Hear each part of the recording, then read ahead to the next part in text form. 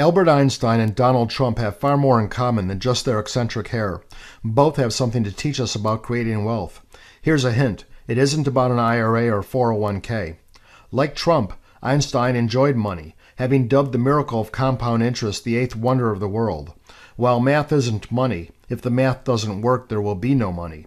Imagine having just $1 to your name, but doubling your money every year. In 20 years, you'd be a millionaire. While you double every year, the years are not the same. The first year you made $1, the next $2, and so on. But the last year you made over $500,000. Compounding is bending the curve of your wealth up. Now let's add one small detail to that scenario.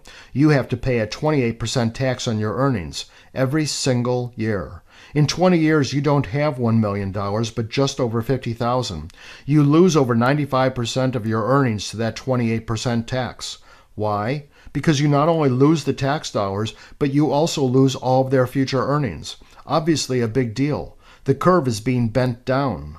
There are other factors that will bend the curve down. Investment management fees, transaction costs, platform fees, pay-to-play fees, up and down markets scaring investors out at just the wrong time, and lifestyle costs like a new car, home repairs, or medical expenses. Each of these interrupts the miracle of compound interest. Each bends the curve the wrong way. Some believe that one solution is to save for retirement by using accounts such as IRAs and 401ks. But these do nothing about down markets, fees and costs, and only postpone taxes, perhaps to a time of even higher tax rates. Now let's look at the Donald. He may come off as loudmouthed, arrogant, and obnoxious, but he isn't stupid. Nor is he a billionaire because he's lucky. It's reported that he reads several newspapers a day before breakfast. Like Einstein, Trump understands that the miracle of compound interest only works when it isn't interrupted, when the curve is being allowed to accelerate. Let's say the Donald finds an office building for sale in downtown Manhattan for a mere $100 million. It has almost every office rented. It's in great shape and rents are going up every year. So he goes to the bank to borrow the money to buy the building. They'll loan him 75% for 20 years at a rate of, say, 5.25%. Now, he could write a check for the remaining $25 million, but he doesn't. Remember, he wants his wealth to grow uninterrupted. So instead, he gets the bank to loan him the rest using his other properties as collateral. The bank is delighted. So is the Donald. He's borrowing at 5.25%, but the building generates cash flow of over 11%. He sends 2% to the government for property taxes, 5.25% to the bank, and after spending 1% to keep the building up and occupied, the Donald pockets 3%. He could never have done this with an IRA or 401k. You see, he grows his money in a way that makes it available as collateral. He wins.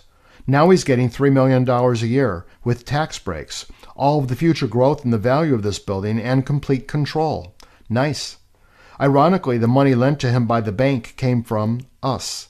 Everyone, the government, the bank, and the Donald, is making money from our money. Everyone but us. You see, the Donald understands that to leave his own wealth compounding, he needs to use the best money available, other people's money. Einstein and the Donald both got the miracle of compound interest, but also understood that the miracle only works if you eliminate or reduce those factors that bend the curve down. Einstein said that you cannot solve a problem with the same thinking that created it, or perhaps more to the point, if you do what everyone else is doing, you'll end up with what everyone else has got, which unfortunately isn't much. If there's just one thing that you take home from this, it's that a successful wealth-building plan must deal with each and every one of these interruptions that bend the curve down. Is your wealth growing uninterrupted and available as collateral like the Donald's? If not, then perhaps it's time to find out more.